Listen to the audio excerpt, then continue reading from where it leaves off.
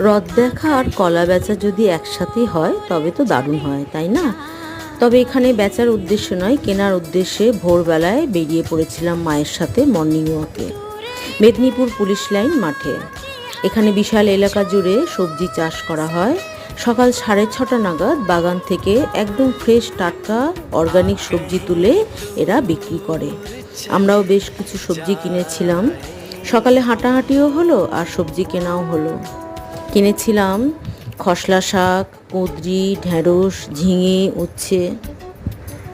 Fresh সবজি কেনার পরে আমরা বাড়ি ফিরে এসেছিলাম।